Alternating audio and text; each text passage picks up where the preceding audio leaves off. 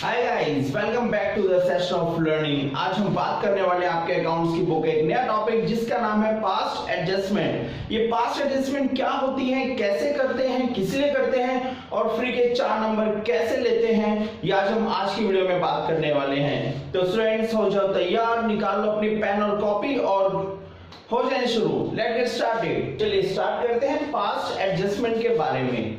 Past adjustment आपने 11th class में chapter पढ़ा होगा जिसका नाम था रेक्टिफिकेशन ऑफ एरर्स। ये चैप्टर भी टॉपिक भी उसी की तरह है, रेक्टिफिकेशन ऑफ एरर्स की तरह। मान के चलो रेक्टिफिकेशन ऑफ एरर में हमने क्या पढ़ा था कि हम अपनी एरर्स को कैसे रेक्टिफाई करें। सेम हम यहां पर करेंगे कि हम अपनी एरर्स को कैसे रेक्टिफाई करेंगे। अब एरर्स क्या होती हैं? गलतियां। अब मान लो गलती हो गई, कैसे हो गई? अब देखो, अगर टीचर गलती करता है तो कोई नया फॉर्मूला क्रिएट होता है, साइंटिस्ट गलती करता है तो कुछ ना कुछ नया एक्सपेरिमेंट क्रिएट करता है, लेकिन अगर बच्चा गलती करता है तो वो गलती कहलाती है। इसलिए आप लोग अगर जो गलती करेंगे उस गलती को हम लोग कैसे रेक्टिफाई करेंगे वही हम इस टॉपिक में सीखेंगे जिसका नाम है पास्ट एडजस्टमेंट।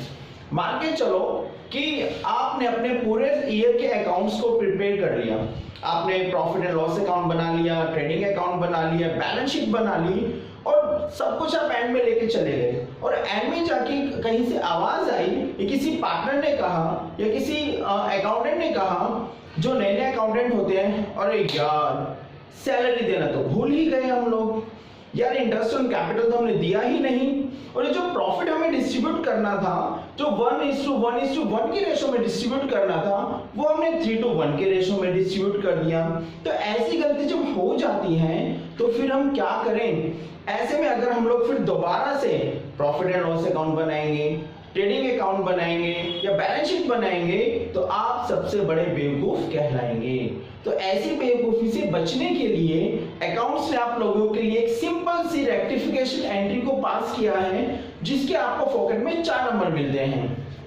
ऐसी गलतियों को रेक्टिफाई करने के लिए सिर्फ एक जर्नल एंट्री की जाती है और उस जर्नल एंट्री के आपको कितने मार्क्स मिलते हैं? 4 नंबर। मैंने अपनी लाइफ में इस जर्नल एंट्री की इतनी बड़ी औकात नहीं देखी, वरना जर्नल एंट्री को सिंपल 1 नंबर का माना जाता है, लेकिन इस टॉपिक में फोकट के जो 4 नंबर आपको मिलेंगे वो सिर्फ एक ही जर्नल एंट्री के मिलेंगे। इसलिए इस जर्नल एंट्री की इतनी वैल्यू मैंने आज तक अपनी बुक्स ऑफ अकाउंट्स में कभी नहीं देखी। तो इसलिए बात करते हैं आज हम कि वो जर्नल एंट्री को हम कैसे करेंगे और कैसे हम पास्ट एडजस्टमेंट के बारे में सीखेंगे। तो आइए मैं आपको बता देता हूं। Past adjustment, sometimes after doing the books of accounts close, जब हम अपने बुक्स ऑफ अकाउंट्स को क्लोज कर लेते हैं, मींस हम अपने अकाउंटिंग ईयर के एंड में अगर आते हैं, then some errors or omissions in accounts were to be founded of previous year। तो हमें ये पता चलता है कि हम या तो उस साल, क्योंकि जब एंड में आ जाते हैं तो हमारे जो पीछे वाला पीरियड है वो प्रीवियस ईयर बन जाता है।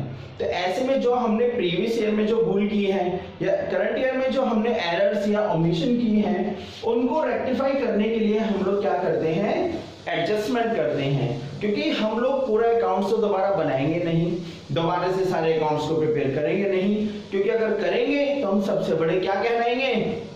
बेवकूफ कहलाएंगे, और हमें बेवकूफ नहीं कहलाना है। इसके लिए हम लोगों को सिर्फ एक रेक्टिफाइंग एंट्री पास करनी है जिसको हम पास्ट एडजस्टमेंट की रेक्टिफाइंग एंट्री कहते हैं। तो आइए बात करते हैं। अब देखो ये लिखा है कि it is just as rectification of error. जैसे कि मैंने आपको बताया, हम लोगों ने 11th क्लास में एक चैप्टर पढ़ा था रेक्टिफिकेशन ऑफ एरर्स। ऐसे में ही सेम यहाँ पर है, जो भी एक एंट्री हमें जो अकाउंट्स में हमें डेबिट क्रेडिट करनी है कि हम डेबिट करना भूल गए तो क्रेडिट कर देंगे, क्रेडिट करना भूल गए तो क्रेडिट कर देंगे, डेबिट करना भूल गए तो डेबिट कर देंगे।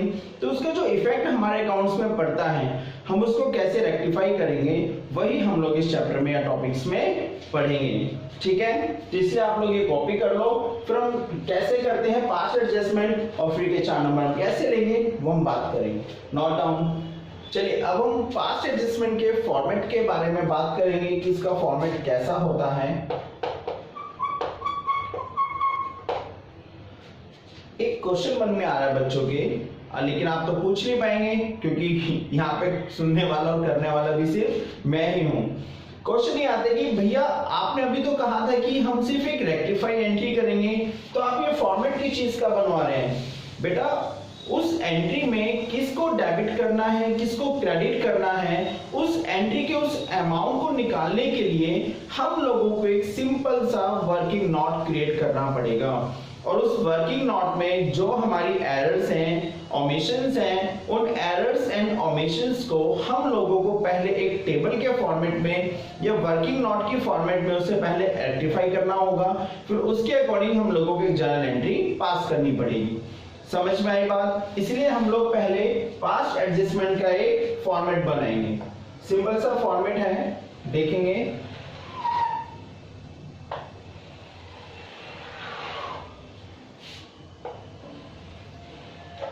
ये हम मान लेते हैं कि हमारे पार्टनरशिप फॉर्म में सिर्फ दो ही पार्टनर हैं। दो ही partner means A and B. तो मैं यहां पर दो कॉलम बनाऊंगा, एक पार्टनर ए का और एक पार्टनर बी का। ठीक है, लेकिन आपने कंसेप्ट पढ़ा होगा, partnership business is a separate legal entity concept. Means partnership अलग है और पार्टनरशिप फर्म अलग है। ऐसे में अगर पार्टनर्स को कोई चीज मिलती है तो पार्टनर्स के लिए प्रॉफिट होता है, और पार्टनर से कोई चीज छीन ली जाती है तो पार्टनर्स के लिए लॉस होता है। लेकिन हम लोग डबल एंट्री कंसेप्ट को फॉलो करते हैं। अगर यहाँ पर कोई चीज पार्टनर्स को मिल रही है, मींस पार्टनर्स क्रेडिट है, तो डेबिट किसको करेंगे, और अगर पार्टनर्स डेबिट है तो क्रेडिट किसको करेंगे। तो ऐसे में हम लोगों के पास सिर्फ पार्टनर्स के अकाउंट्स ही नहीं होंगे, हमें एक थर्ड एंट्री भी करनी पड़ेगी जो हमारी इस एंट्री को बैलेंस करेगा। ऐसे में पार्टनर्स हैं और क्या है, पार्टनरशिप फर्म है। तो हमने दो अकाउंट्स तो पार्टनर्स के बनाएंगे और तीसरा अकाउंट हम किसका बनाएंगे, फर्म का बनाएंगे। ठीक है, ये फालतू का आप हटा देते हैं। ठीक है, तो यहां पर फर्स्ट कॉलम होता है पर्टिकुलर्स का,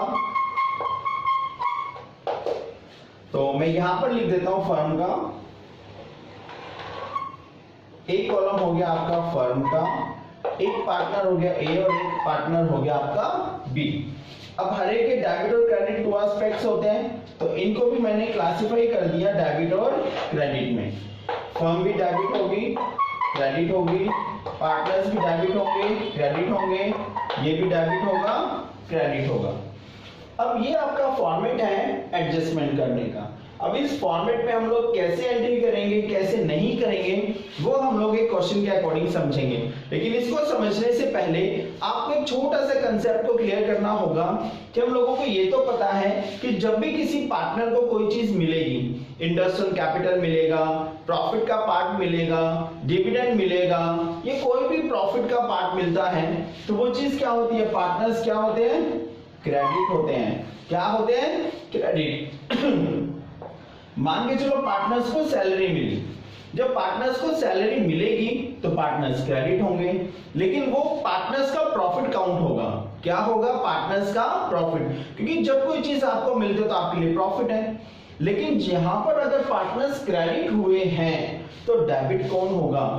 अब पार्टनरशिप फर्म के हम लोग बात कर रहे हैं, पार्टनर्स अगर क्रेडिट हो रहे हैं तो उनको प्रॉफिट हो रहा है, लेकिन ये क्रेडिट कौन दे रहा है, फर्म दे रही है। तो फर्म अगर पार्टनर्स को दे रही है तो फर्म के लिए क्या है, वो लॉस है। आई बात समझ में। अगर यहां पर पार्टनर्स क्रेडिट होंगे तो फर्म क्या होगी, डेबिट होगी, क्योंकि कोई चीज अगर पार्टनर्स को मिल रही है तो वो फर्म के लिए लॉस है, और पार्टनर से हम लोग ले रहे हैं तो वो फर्म के लिए क्या है, प्रॉफिट है।